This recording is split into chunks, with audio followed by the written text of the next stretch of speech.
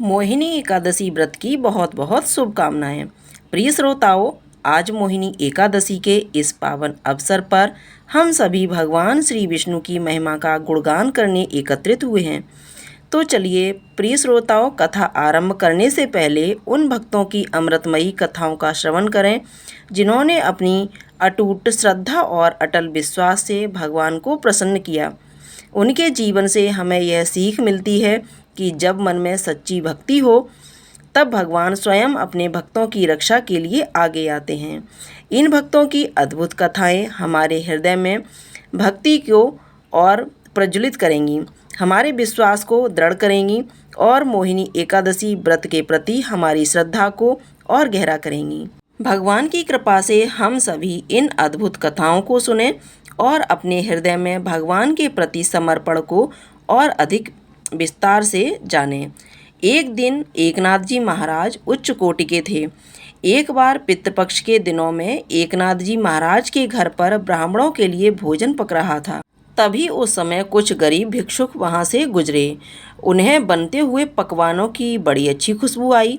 तभी आपस में बात करने लगे कि आज तो श्राद्ध है, अच्छा भोजन मिलेगा। तब उन भिक्षुकों में से एक कहने लगा कि पहले तो ब्राह्मणों को भोजन मिलेगा, फिर जो कुछ बच जाएगा वही हमें मिलेगा, इसलिए परेशान क्यों होते हो।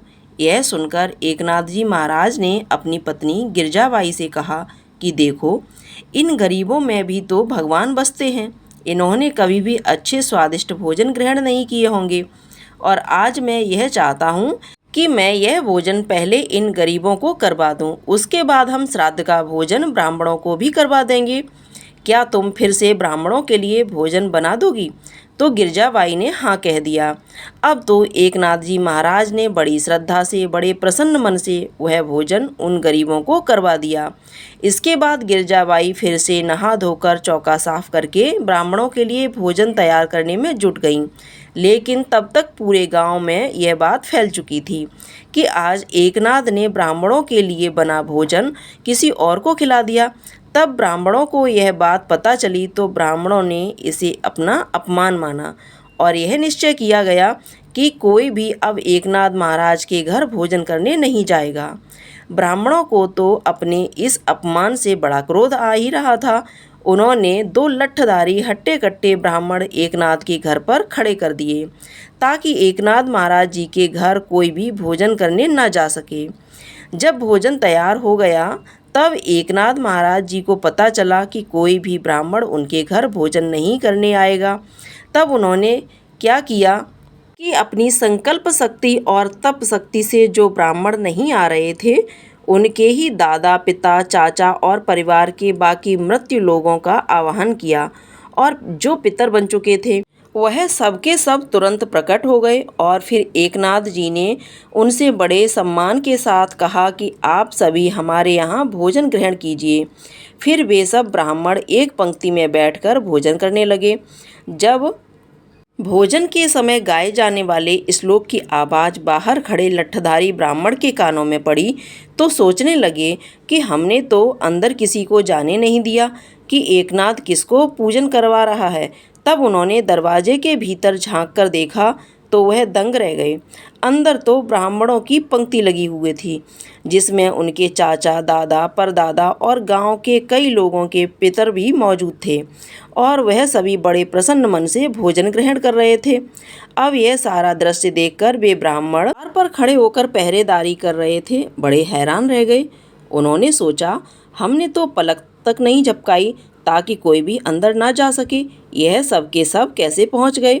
और सभी गांव वालों को खबर कर दी कि हम तो बाहर द्वार पर ही पहरा देते रहे, उधर एकनाथ के घर पर हमारे पितर श्राद्ध का भोजन कर रहे हैं।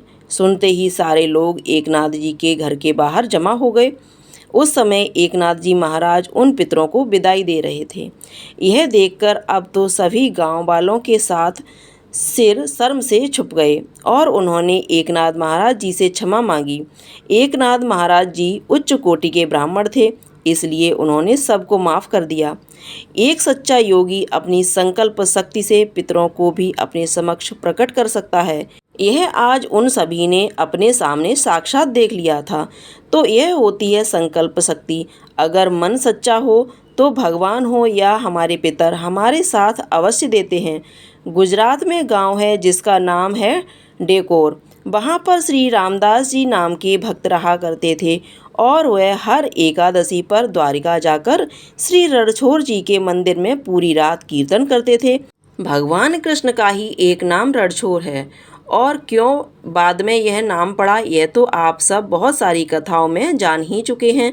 अब रामदास जी इस द्वारिका के उस मंदिर में जाकर पूरी रात एकादशी की रात को कीर्तन भजन किया करते और अगले दिन वापस लौट आते थे। जब समय आने पर वे वृद्ध हो गए तब भगवान ने उनसे घर पर ही कीर्तन करने को कहा, परंतु उन्होंने ठाकुर जी की यह बात नहीं मानी। आप सोच रहे होंगे कि भगवान ने उनसे खुद क्यों कहा, क्योंकि जब भक्त सच्चे होते हैं तब भगवान और भक्त में एक अटूट संबंध बन जाता है। तब भगवान खुद अपने भक्तों से बातें किया करते हैं, उनके साथ खाते पीते खेलते हैं, उनका समय बिताते हैं, उनके सुख दुख भी साथ बांटते हैं और कभी कभी तो उन्हें जो चाहिए होता है वह भी अपने भक्तों से कहा करते हैं। तब ठाकुर जी अपने भक्त रामदास जी से इसी तरह बातें किया करते थे और ठाकुर जी ने उनकी इस वृद्धावस्था को देखकर उनसे मंदिर न आने की बात कही, लेकिन उन्होंने ठाकुर जी की बात नहीं मानी। अब उनकी निष्ठा को देखकर प्रभु प्रसन्न हो गए। फिर बोले, ठीक है रामदास जी, अगर तुम नहीं मानना चाहते तो मत मानो, लेकिन अब बुढ़ापा आ गया है और तुम्हें इतने कष्ट से मेरे पास आकर मंदिर में रात भर भजन कीर्तन किया करते हो, तुम्हारे यहाँ आने का कष्ट मुझे सहा नहीं जाता। एक काम करो, तुम मुझे अपने घर पर ही लेकर चलो। ठाकुर जी ने कहा, अब की बार आना तो गाड़ी लेकर आना, मैं तुम्हारे साथ चलूँगा।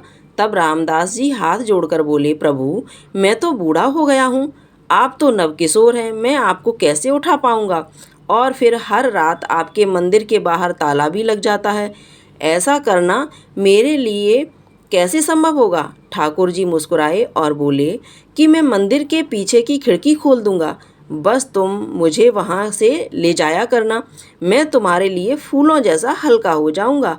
बस तुम अगली बार गाड़ी लेकर जरूर आना और मैं तुम्हारे साथ चलूँगा।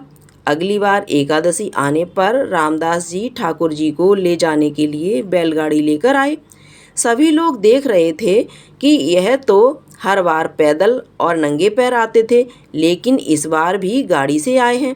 लोग सोचने लगे कि शायद ये बूढ़े हो गए हैं, इसलिए बैलगाड़ी से आए होंगे, परंतु भक्त और भगवान के बीच के वार्तालाप को भला अन्य साधारण व्यक्ति कैसे जान सकते थे।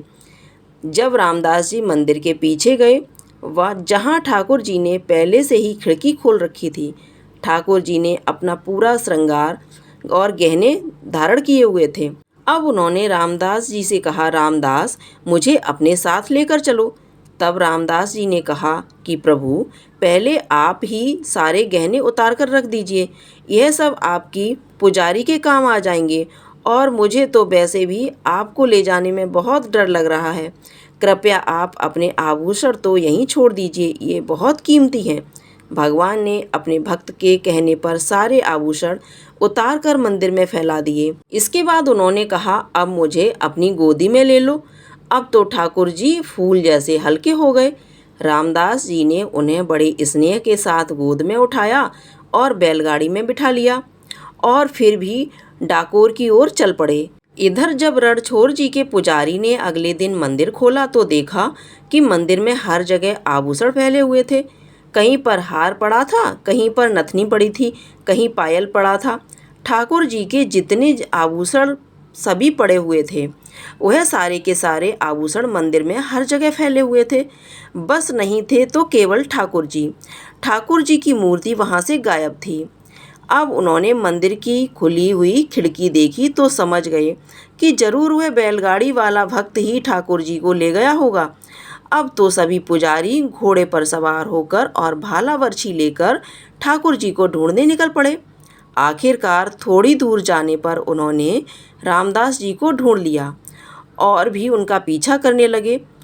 अब रामदास जी ने ठाकुर जी से कहा, जो कि उनकी बैलगाड़ी पर उनके साथ सवार थे, प्रभु यह तो हमारा पीछा कर रहे हैं, अब हम क्या करें। पास में ही एक तालाब था। ठाकुर जी ने रामदास जी से कहा कि मुझे तालाब में छुपा दो। रामदास जी ने ठाकुर जी को तालाब में छुपा दिया। अब ठाकुर जी के पुजारी उन्हें ढूंढते हुए रामदास जी के पास आए और उनसे ठाकुर जी के बारे में पूछने लगे। जब रामदास जी ने कुछ नहीं बताया तो वह उन्हें भालों से मारने लगे। इधर ठाकुर जी को ढूंढते ढूंढते जब पुजारी की नज़र तालाब की तरफ पड़ी तो वहाँ से उन्हें खून बहता हुआ दिखाई दिया। वे सभी भक्त तालाब की ओर गए। उन्होंने देखा कि ठाकुर जी जल में खड़े थे और उनके शरीर पर बाणों के घाव थे जिससे खून निकल रहा था। पुजारी जी ने ठाकुर जी से वापस चलने को कहा तो ठाकुर जी ने उनसे कहा कि तुम जैसे निर्दयी लोगों के साथ मैं वापस नहीं चलूँगा, मैं तो रामदास जी के साथ ही जाऊँगा। पुजारी ने ठाकुर जी से कहा, प्रभु आपकी वजह से जो धनराशि मिलती है उसी से तो हमारा जीवन चलता है। ठाकुर जी ने उत्तर दिया, बस धन की ही बात है ना रामदास जी, तुम सबको मेरे वजन के बराबर सोना दे दो। सारे पुजारी यह सुनकर खुश हो गए और इस प्रस्ताव पर राजी हो गए। यह सुनकर रामदास जी ने प्रभु से कहा, प्रभु एक तो आपने मुझे वैसे ही पिटवा दिया और अब यह कह रहे हो कि मैं सोना दे दूं। अरे मेरे पास सोना कहाँ है, मैं तो बहुत गरीब हूँ। तब प्रभु ने सबको डेकोर चलने को कहा। रामदास जी आगे आगे ठाकुर जी की बैलगाड़ी में लेकर चले और ठाकुर जी के पुजारी अपने घोड़े पर उनके पीछे पीछे चल रहे थे। ठाकुर जी ने रामदास जी से कहा कि अब एक तराजू लेकर आओ और उसकी एक तरफ सोना रखना और दूसरी तरफ तराजू में स्वयं ठाकुर जी खुद बैठ गए। तब रामदास जी ने कहा, प्रभु हमारे पास तो सोना है ही नहीं। ठाकुर जी ने कहा, तुम्हारी पत्नी की एक छोटी पतली सी नथ है, सोने की है, उसे लेकर आओ, मैं उसी में आ जाऊंगा। जब जैसे ही रामदास जी ने वह सोने की नथ तराजू के दूसरे पलड़े में रखी तो वह भारी हो गया। अब ठाकुर जी ने अपने पुजारी से कहा कि सोना तो मेरे वजन से बहुत ज़्यादा है, लेकिन रामदास जी उदार हैं तो तुम ये सारा सोना लेकर चले जाओ। पुजारी ने देखा तो उनसे कहा, प्रभु आप हमारे साथ ऐसा मत कीजिए। ठाकुर जी ने उत्तर दिया, नहीं, रामदास जी को छोड़कर कहीं नहीं जाने वाला हूँ। तब प्रभु ने अपना दूसरा स्वरूप प्रकट किया और अपने पुजारी को साथ ले जाने के लिए दे दिया। अब श्री रणछोड़ जी महाराज जी के घर में ही विराजे। तो ऐसे होते हैं भक्त और भगवान के संबंध। जब भक्त सच्चे मन से ठाकुर जी को ही अपना सब कुछ मान लेता है तो भगवान जाने क्या क्या कर बैठते हैं। जैसे ठाकुर जी ने अपने भक्त के शरीर पर पड़ी चोट को अपने ऊपर ले लिया।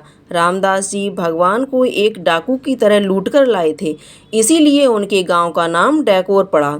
आज रणछोड़ भगवान को इस घटना की याद में पट्टी बांधी जाती है। सभी मिलकर प्रेम से बोलिए, श्री रणछोड़ भगवान की जय। हस्तिनापुर के आकाश में आज दिव्यनाद हो रहा है। महाराज युधिष्ठिर राज्यसभा में प्रभु श्री कृष्ण के स्वागत को आतुर थे। तभी प्रभु श्री कृष्ण का रथ स्वर्णमयी आभा से सभा के द्वार पर आकर रुकता है।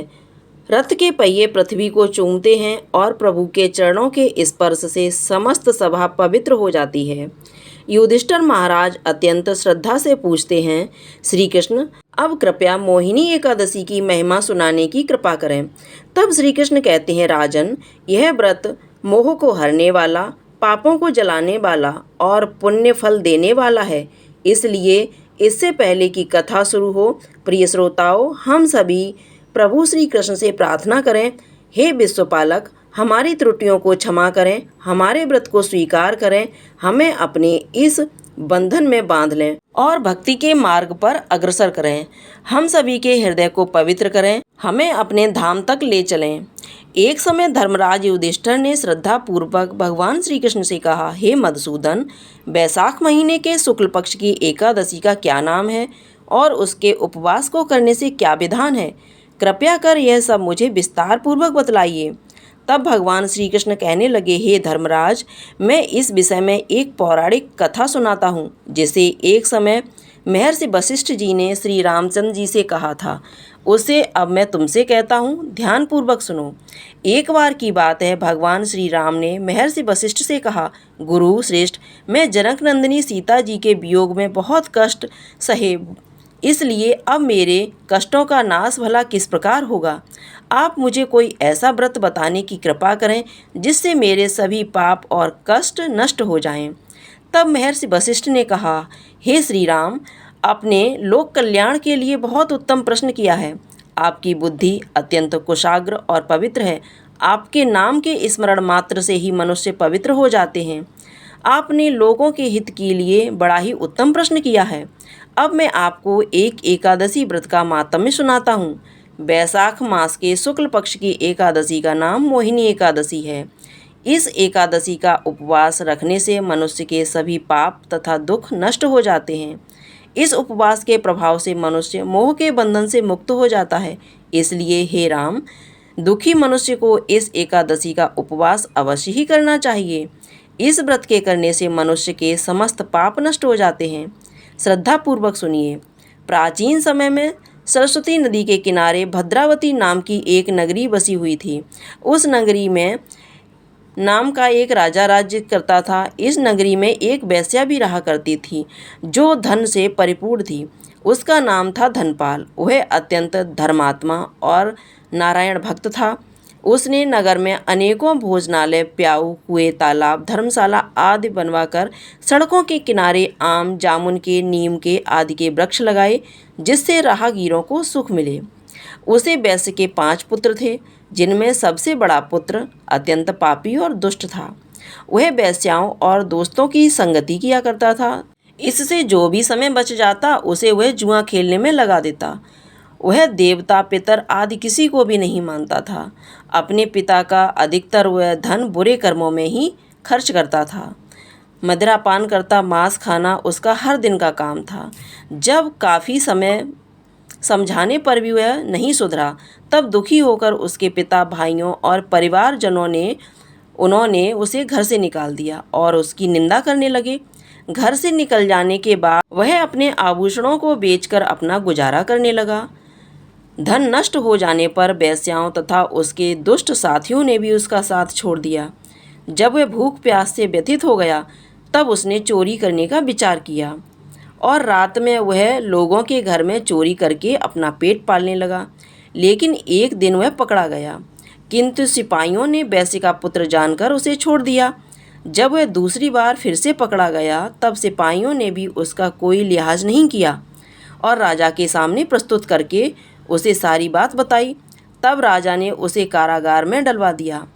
कारागार में राजा के आदेश से उसे बहुत कष्ट दिए गए और अंत में उसे नगर छोड़कर जाने को कह दिया गया। दुखी होकर अब उसे नगर छोड़ना पड़ा। अब वह दुष्ट जंगल में पशु पक्षियों को मार मार कर अपना पेट भरने लगा, कच्चा मांस खाने लगा, फिर बहेलिया बन गया और धनुष बाण से जंगल में बेजुबान प्राणियों को मार मार कर खाने लगा और बेचने लगा। एक बार भूख और प्यास से व्याकुल होकर वह भोजन की तलाश में निकला और कौंडिन्य मुनि के आश्रम में जा पहुंचा। उन दिनों वैशाख का महीना था। कौंडिन्य मुनि ने गंगा स्नान करके आए हुए थे। उनके भीगे वस्त्रों के छींटे पड़ते मंत्र पढ़ने से उस पापी को कुछ सद्बुद्धि मिली। वह अब ऋषि के पास जाकर हाथ जोड़कर विनम्रतापूर्वक कहने लगा, महात्मा, मैंने अपने जीवन में अनेकों पाप किए हैं। कृपया कर आप उन पापों से छूटने का कोई साधारण और बिना धन का उपाय बताइए और मैं उन सभी पापों से मुक्त होना चाहता हूँ। तब ऋषि ने कहा, तो ध्यान देकर सुन। वैशाख मास के शुक्ल पक्ष की एकादशी का व्रत कर। इस एकादशी का नाम मोहिनी है। इसका उपवास करने मात्र से ही तेरे सभी कष्ट नष्ट हो जाएंगे।